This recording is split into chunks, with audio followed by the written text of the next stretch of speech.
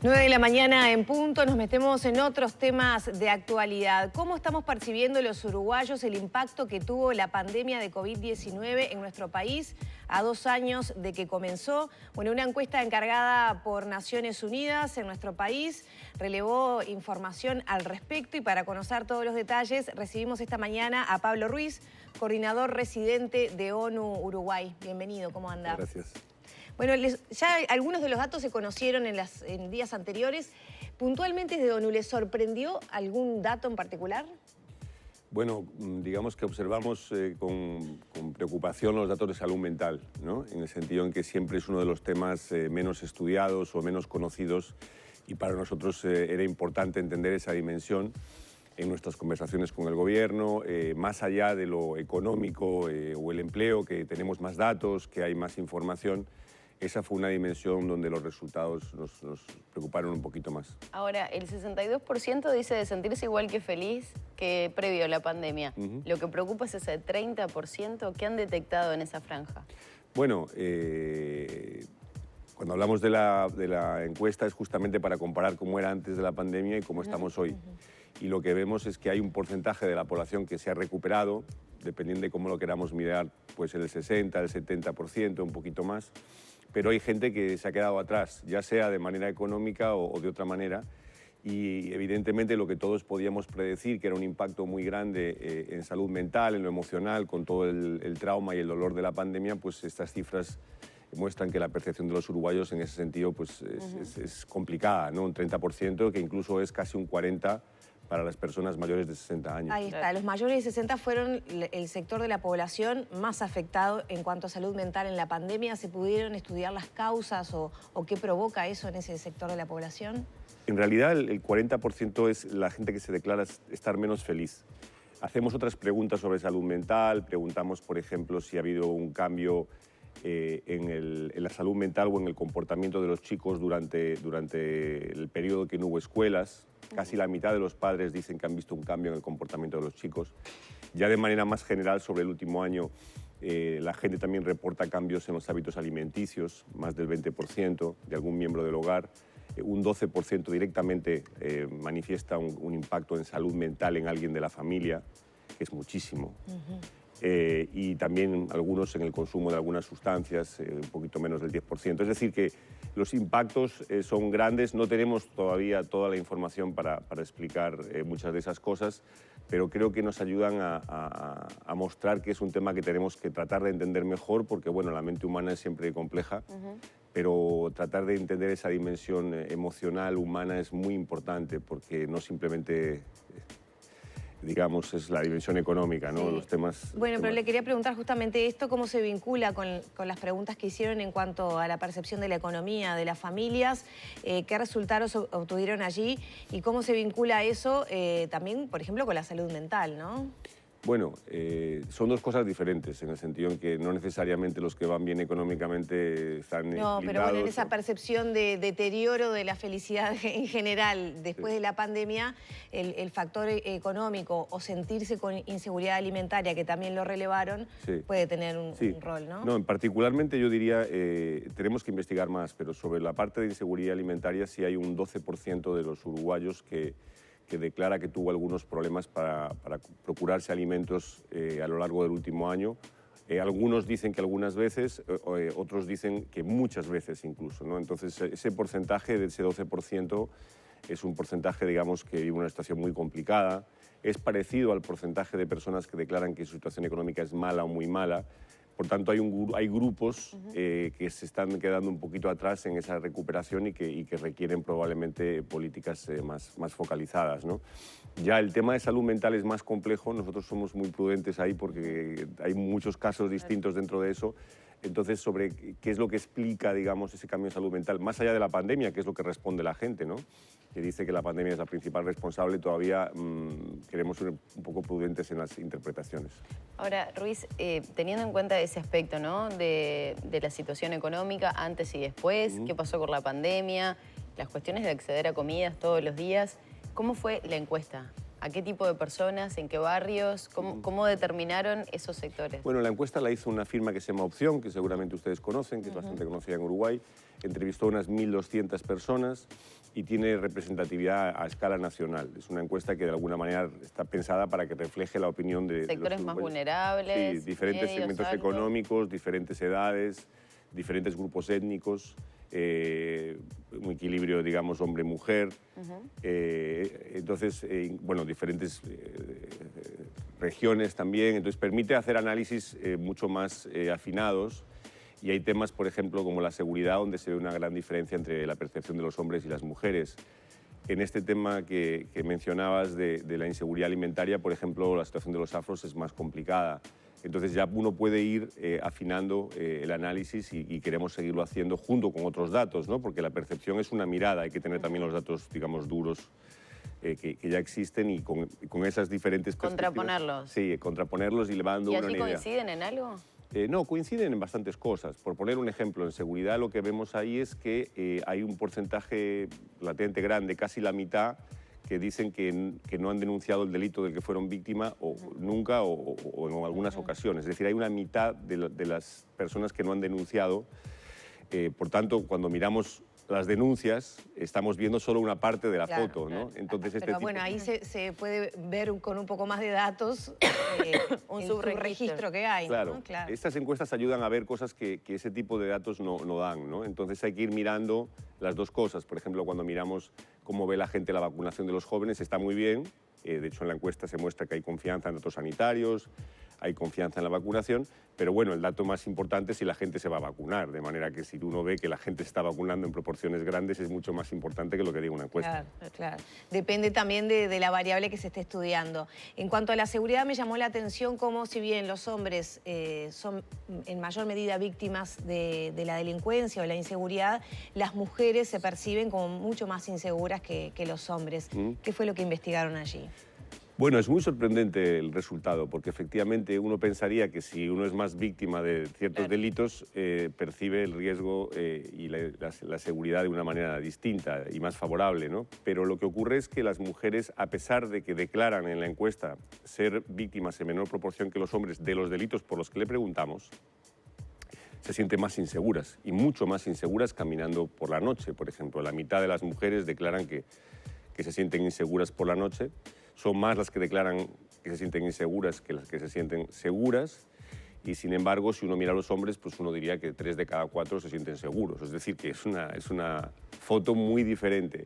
Y ahí entran otras cosas, ¿no? Entra el acoso, entra el temor, entran otras variables que a lo mejor no son a veces incluso consideradas delitos, pero que hacen que las mujeres en la calle no se sientan seguras. Y es un tema que tenemos que seguir trabajando porque evidentemente eso es una forma de violencia también. Y la aspiración de todas las políticas públicas es que la gente se sienta tranquila, ¿no? Ya sea en el hogar, fuera del hogar, con algo que se llame delito o no, pero que uno pueda vivir tranquilo. Me imagino que hay otros números donde se puede comparar con otros países. Este punto en particular, el de la inseguridad de las mujeres en las calles, ¿es comparativo? ¿Es parecido a países vecinos, a la región? Bueno, como no es la misma pregunta en la encuesta que otros países, es difícil comparar, pero uno se puede encontrar con situaciones incluso peores, ¿no? Es decir, en la región depende de con quién se compare. En general, en seguridad, si uno se compara con América Latina, Uruguay sale mejor. Si se compara con Europa, sale peor. Digamos, grosso modo, la gran foto es esa, en términos de seguridad. En el tema de inseguridad de género en otros países que yo conozco, digamos, tenemos más niveles de... Claro, pero imagínense, cuando el 70% de las mujeres u 80% dicen que se sienten inseguras, quiere decir que nadie se siente seguro en salir a la calle. O sea, es una situación absolutamente indeseable, ¿no? Entonces, más bien lo que tenemos que ver es cómo cambiar las condiciones, y no siempre es un tema de respuesta policial o de presencia policial, es un tema también de luz, es un tema de presencia en las calles, es un tema de educación de los hombres. Hay muchos temas que los hombres tenemos que reaprender también. porque hay una cultura a veces que no ayuda a hacer, digamos, llevadera la vida a las mujeres en la calle, ¿no? Sí, sí, ya desde edades cortas los padres se preocupan más de, ¿no? Cuídate, no salgas sola, te voy a buscar, que si tienes un hijo varón no son tantos los recaudos, ¿no?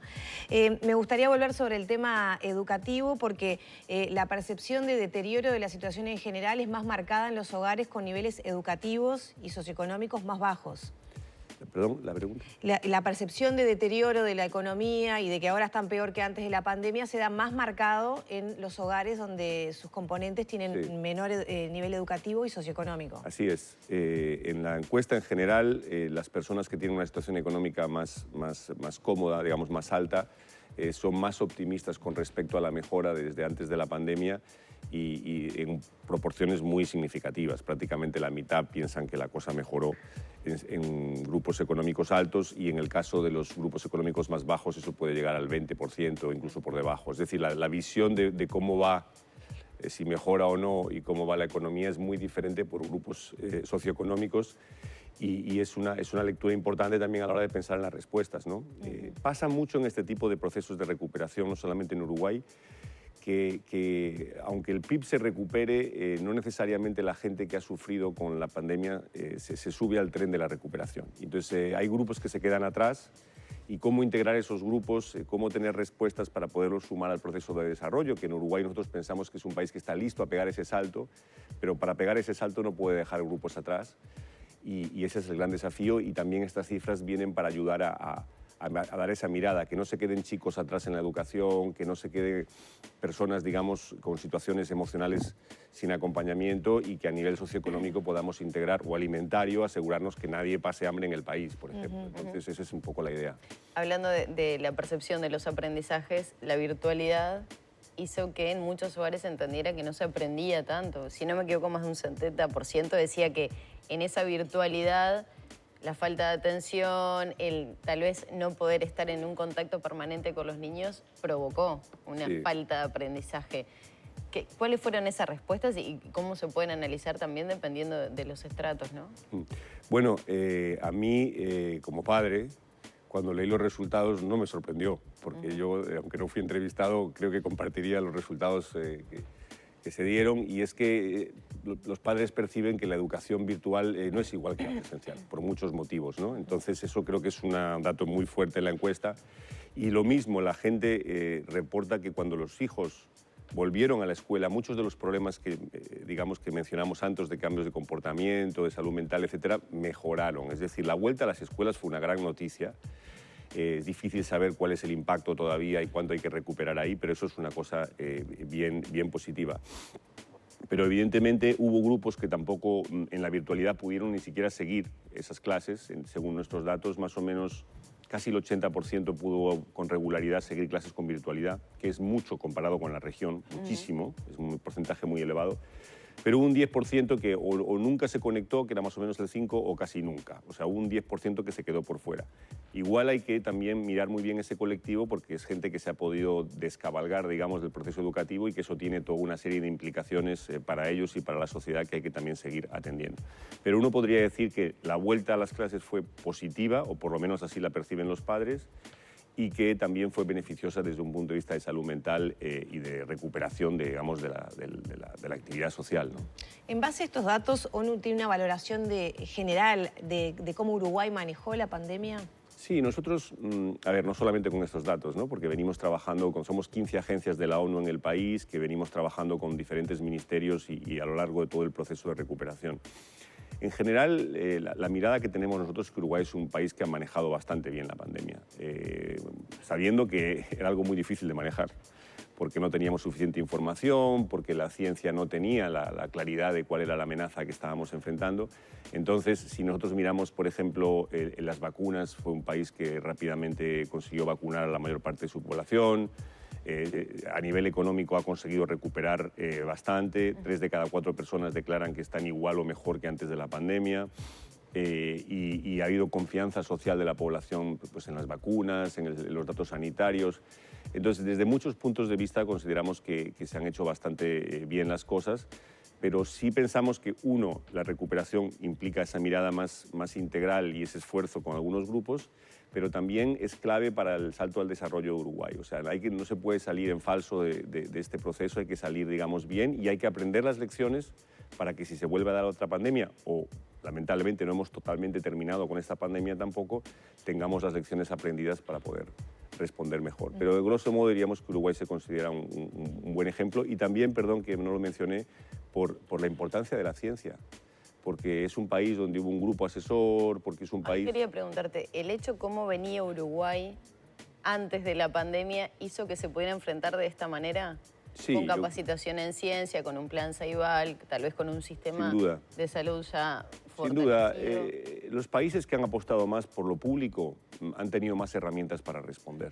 Los países donde, por ejemplo, como los hay en la región, que están con un 50% de informalidad laboral, que no tienen un Estado que funcione de la misma manera, obviamente tenían muchas menos herramientas. Salieron a buscar a gente que estaba fuera del sistema. Yo creo que en ese sentido Uruguay ha tenido, el plan Ceibal es un gran ejemplo de cómo ha podido contribuir a, digamos, a mitigar el impacto de eso, el sistema de salud, obviamente, la confianza de la población, porque Uruguay logró niveles de vacunación superiores a muchos países desarrollados, y eso es porque la gente tiene confianza, porque está acostumbrada a trabajar con el sistema, va a vacunarse regularmente, y eso no se improvisa, no es flor de un día, no se improvisa rápidamente, y creo que en ese sentido Uruguay ha tenido algunas buenas bases, pero también ha sabido utilizarlas. Y bueno, esto no se ha terminado del todo, también tenemos las consecuencias del conflicto de Ucrania ahí delante, de manera que los retos están encima de la mesa, y lo que estamos aprendiendo nos tiene que servir para el futuro. Sí, sin lugar a dudas, y esperemos que estos insumos sirvan para afinar la puntería, ¿no?, en las políticas que más se precisan. Muchas gracias. Gracias a ustedes por la invitación.